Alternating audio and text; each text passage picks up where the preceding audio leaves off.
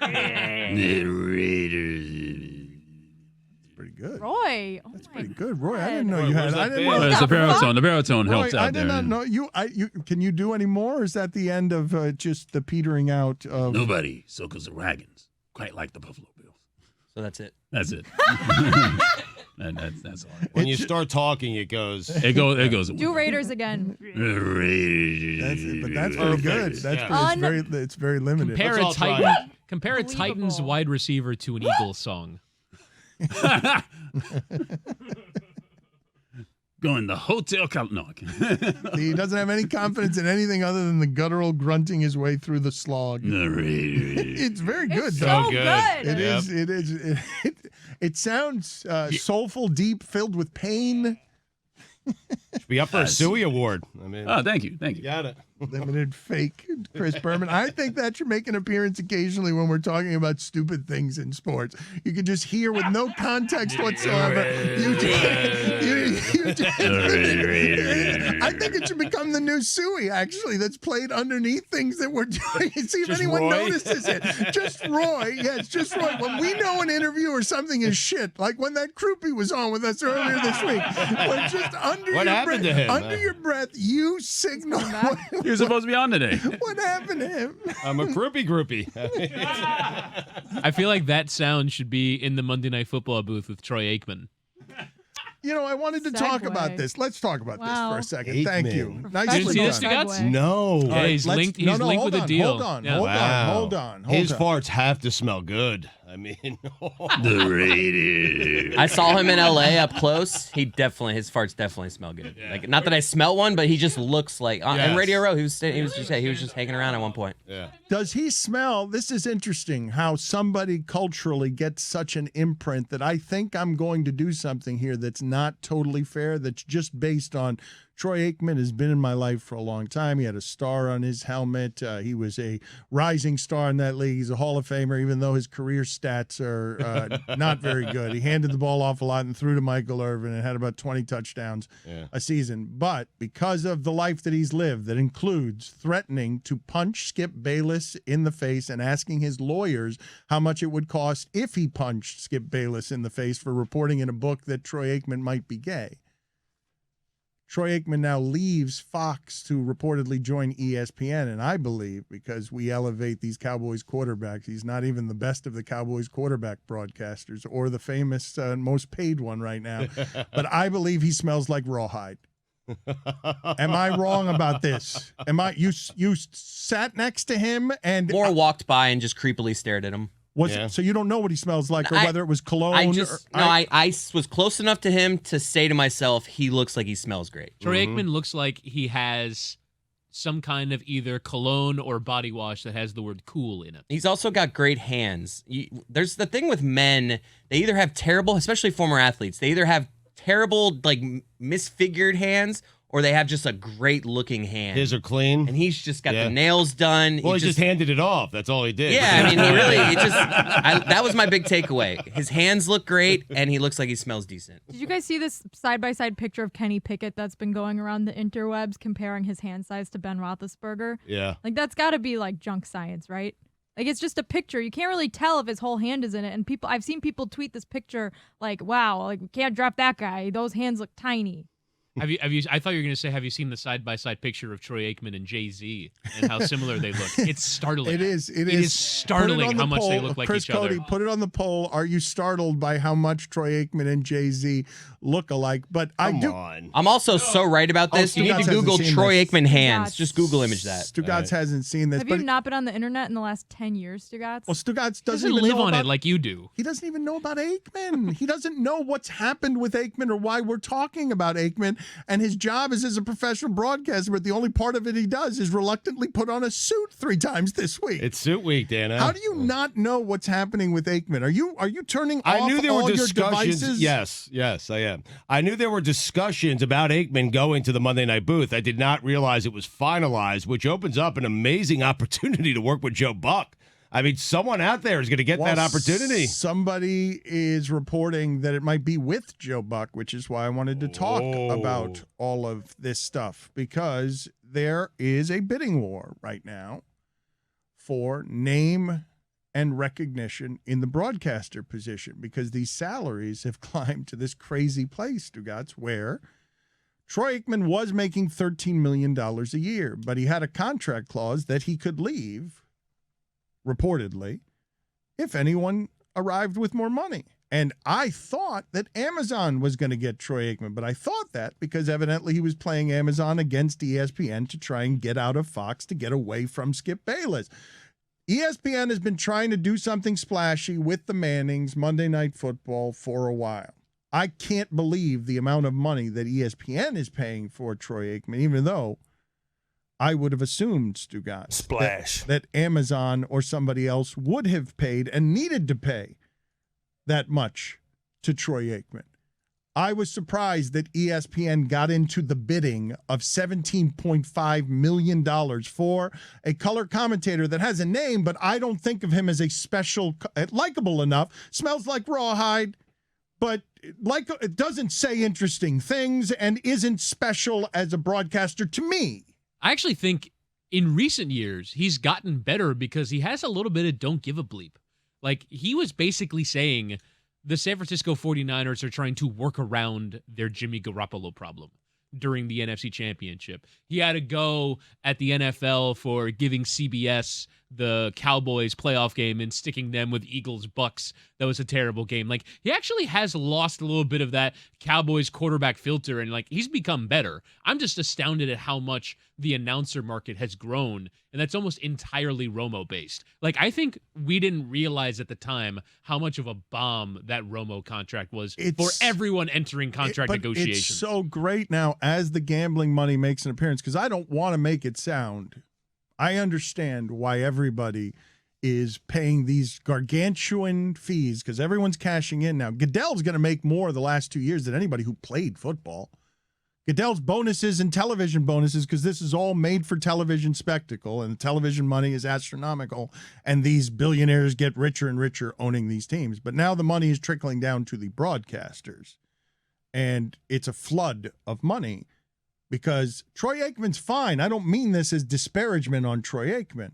But you just got Troy Aikman, a guy I would shrug my shoulders on, like, fine, he's a fine broadcaster and a name, to go to the worldwide leader in sports that I didn't think needed to do things like this to get you to watch Monday Night Football. You want to watch Monday Night Football no matter who I put on it. It's an upgrade, though. You're right, Dan. You're going to watch it regardless. And they have the Manning cast as well on ESPN, too. But it's an upgrade from Greasy and Riddick, in my opinion. It's nothing against those two. Aikman is just synonymous with the NFL, what do you like mean watching it's games. Nothing against those two. It absolutely is something against those two. No, those two are fine broadcasters. I feel like I'm watching a big game when Troy Aikman is on the game. Okay, you know? So I want to keep my opinions consistent on this and talk to you guys about it, because I did say that once I want free market for all. I want everybody to be able to cash in on sports. It's giant, lucrative, and I'd like that it be a little easier for the bodies like Aikman to make that money while they're playing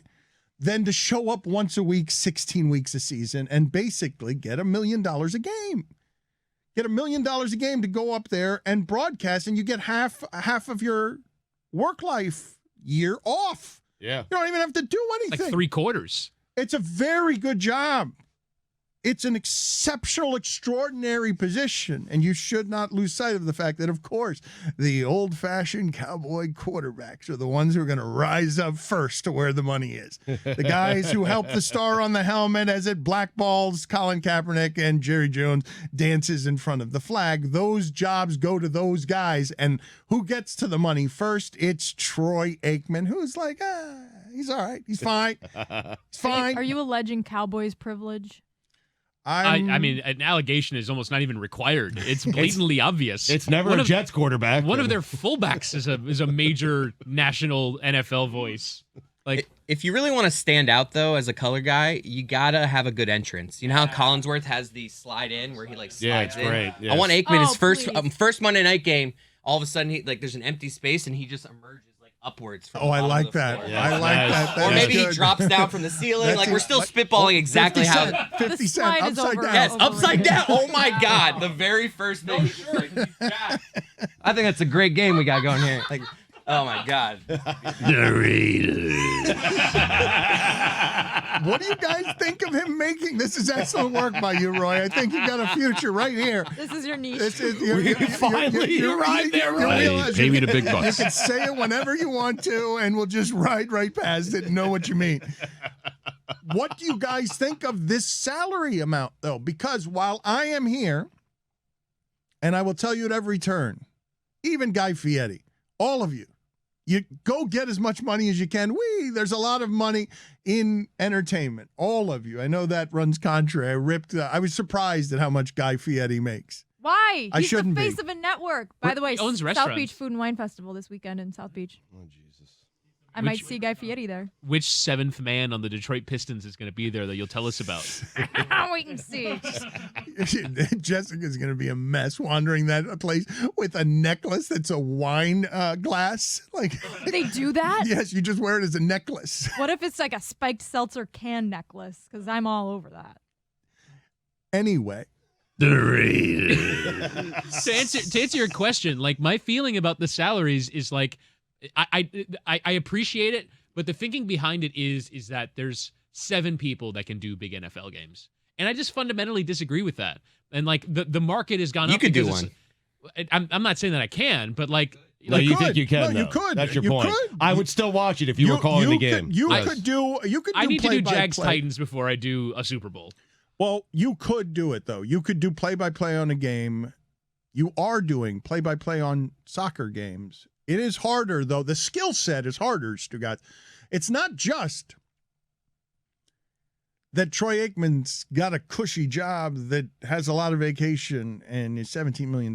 That job is so much easier than the other one. The Yes. play-by-play job is so much harder. Just telling people what you see based on your experience, responding to the play-by-play I cannot guy. explain to you how easy the job is that Troy Aikman has. Now, you could be special in the spaces, but I'm telling you that is one of, if not the best job in sports. For the money, for how easy it is, for the work-life balance, there are very few jobs anywhere in sports better than sit next to the guy doing play-by-play on a Sunday who's good and just give us occasionally at the right time your football expertise. I will say though, like I think Troy Aikman is making this amount of money and had this number of suitors because there is a perception that in big moments other broadcasters don't meet it. So, and I think that Drew Brees can get a lot better than what he did on that playoff game. I think it's incredibly harsh for like his 6th game as an analyst to be scrutinized this way. But basically, Drew Brees on that broadcast worked his way out of one of these jobs. Well, he's And- one of the and- names. and- No, but Chris, he's one of the names on a list to replace Troy Aikman. But that was before right. his performance in the playoffs. It was reviewed to, and by the way, most of these are not necessarily forward facing towards audiences. They're forward facing towards other network executives, and most importantly, the NFL, who want to feel like their big games are in the hands of big game broadcasters. And that group that people view to be of that level is incredibly small. On the play-by-play side, it's Tirico, it's Nance, it's Buck, and it's Al Michaels. That's it. Those are the 4 guys. And on the analyst side, it's Romo, Aikman, and Collinsworth. There's 7 guys that are viewed to be in that of like, we feel like a big game is in good hands. So we either need to create new ones or basically say that what we're doing here is kind of absurd and that Charles Davis can do a perfectly fine job on a Super Bowl and it doesn't have to be some famous person or some person who carries the stature. I know that you guys think that I bring race into everything, but those names, I couldn't help but notice that all of them are white.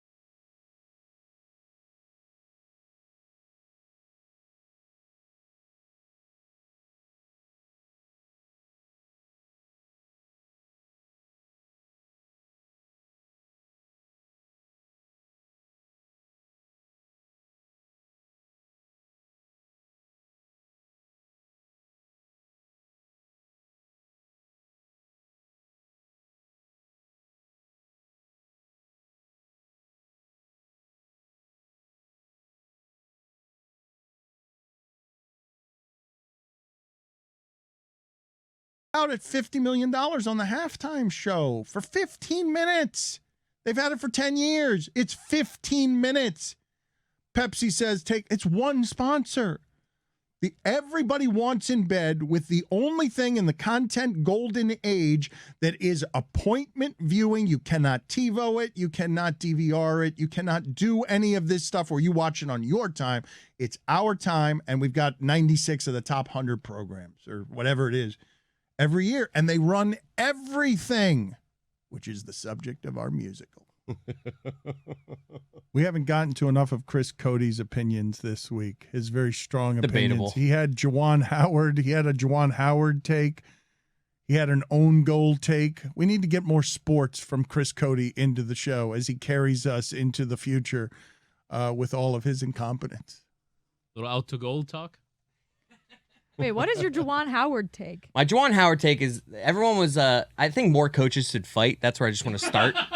Like, everyone was like all up in arms. In hockey, we're okay with people murdering each other. But, let's not go if that two far. coaches, Come on now. Oh, it's so true. it's like, Classic oh my whataboutism. God, he touched him on the forehead. It's like, yeah, he was angry. Like that. Murdering each Why can't that happen more? And also, I saw people like there was a big thing made of he's being suspended for the rest of the season. The rest of the season, 5 games. I wanted that they should have suspended him for 4.5 games, just so he could come back in the second half of the last game of the regular season, just so they couldn't run with the headline for the rest of the season. He will be suspended. He's so right, though. I'd like to see coaches fight more. You just More can't. like that would be awesome. I just love the idea of, Juwan, you can't fight around the kids. Come on. As if those kids have never seen a fight. But he can't escalate a situation. You can't be a coach in that position and escalate a fight. Well, hold on a second, okay? Because I have done many a handshake lines in my day as a coach, okay? And now, granted, it was girls lacrosse, and I never got into any fights with the coaches, but if you're coaching, you're already ticked off, you're frustrated, you're mad at your team, you're upset by something the coach did, he called a timeout that was probably unnecessary.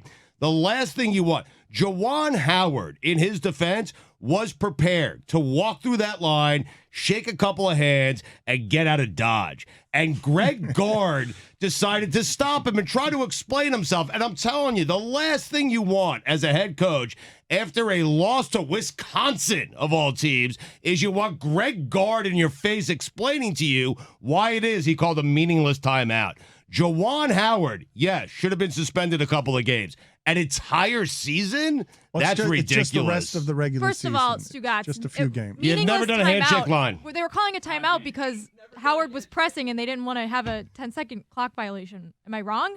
And then the second thing, They were as by a 18. player, well, they were pressing with up by 18. Right, like in some ways, Michigan broke an unwritten rule by pressing in an unnecessary situation. Although point differential does matter for seeding, I will admit. But okay, here's the thing though, Stugotz. As a player, this is the other side of your as a coach bona fides. As a player, there is nothing more embarrassing than when your coach does something that is like super emotional and dramatic. Oh, I'm aware. For no reason. It's like, dude, let's just get in the locker room. Now you're making this big deal. This whole thing's about you now. Like, we're just trying to win our games and get to the tournament. And this is super unnecessary sideshow thing is happening. Like, we're all cool about it. Like, why are you making a big deal about it? I don't even care about the timeout. I'm telling you, if you watch it back, Juwan Howard was prepared. He shook his hand and was ready to move on. And Greg Gard had to put his hand on Juwan Howard to explain to him why it is he called the timeout. And I'm saying, in a moment like that, where you're already pissed off, you're already frustrated, the last thing you want is an explanation from Greg Gard. Sorry. But now imagine if they just put boxing gloves in both their hands and they're like, go to center court and we'll settle this the right way.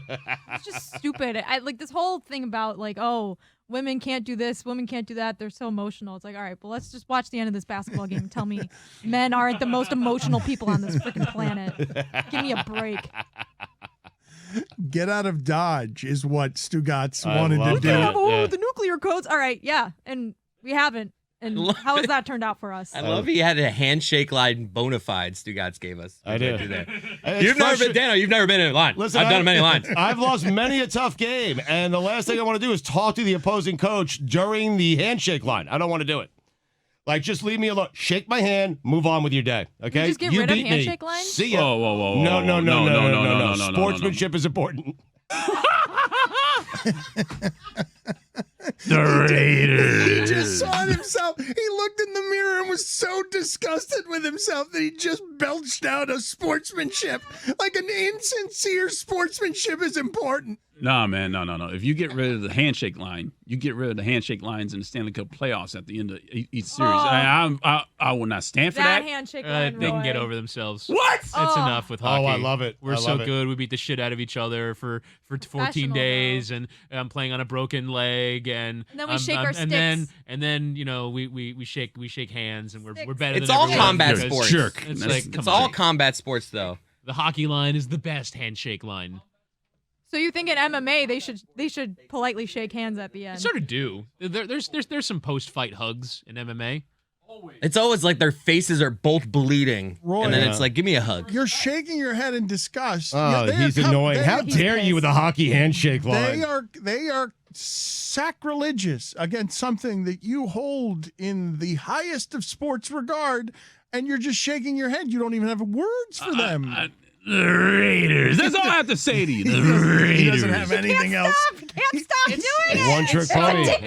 It's holier than thou. So angry right Look now. how much better we are as hockey players. We're savage. We can throw a human being into some glass. They bounce off the glass. They have a concussion. They get back up. Every time there's any contest around the crease, they gotta do a little pushing and the shoving thing. And it's just a needlessly violent sport. And then at the end of it, we get to be better than you by shaking hands. It's so holier than thou. Please. The Raiders. Dan, you know what that's called? Se rayó el disco. It's stuck.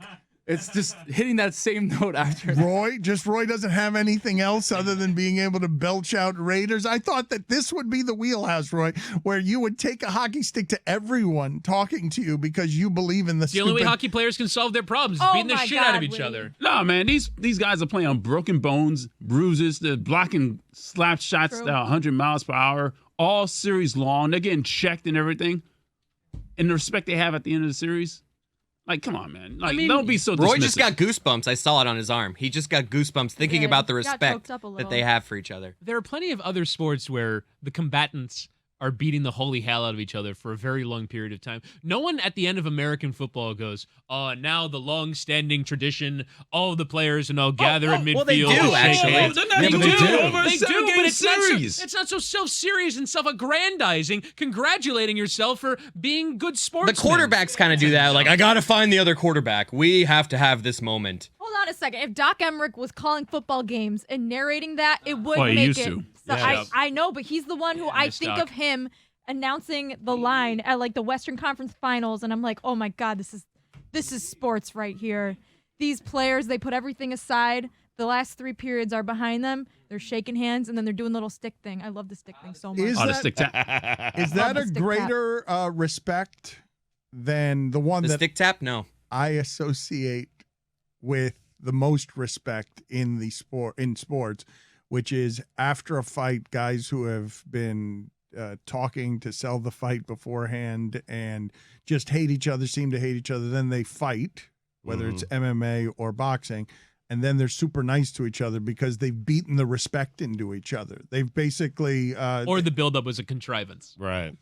I feel like I've been lied to be honest with you. every time, Yeah, like, every single time. every single yes. time you guys. Yes. So wow, you experience 100% of guys hugging after fights because you think that that's never sincere. You Stugotz think Yes, someone never. else is Yes. never sincere. You never hated the person. If you hated the person so much, you would embrace them after the fight. It's all, listen, I've been lied to.